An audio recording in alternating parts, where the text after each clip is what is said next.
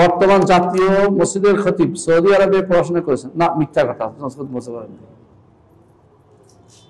উনি বলে আল্লাহ কুদরতি চিন্তা করার জন্য এটি কি সঠিক? হ্যাঁ, এটা বলে ইমানে থাকবে না। উনি বলছেন বেদাতীদের কাছে।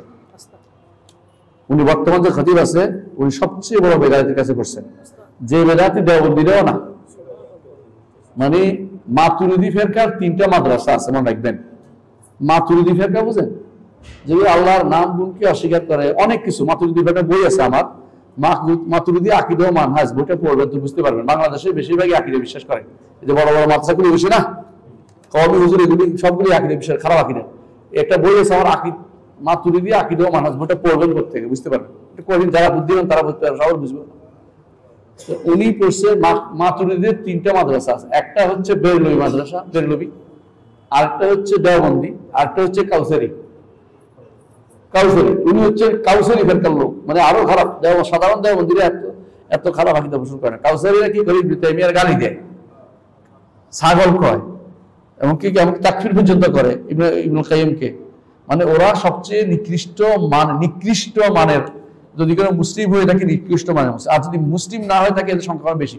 এই জন্য আপনার পড়ে দেখবেন আকীদা বইটা, মাতুরিদি আকীদা মানুষ বইটা পড়বেন। এদের অনেকেই আকীদা শুদ্ধ না, আল্লাহকে আরশের উপর মানে না, আল্লাহকে যত্র মনে করে। এরা এদের পিছনে নামাজে হবে না, যারা এরকম বিশ্বাস করে নামাজ হবে না, বুঝতে পারছেন?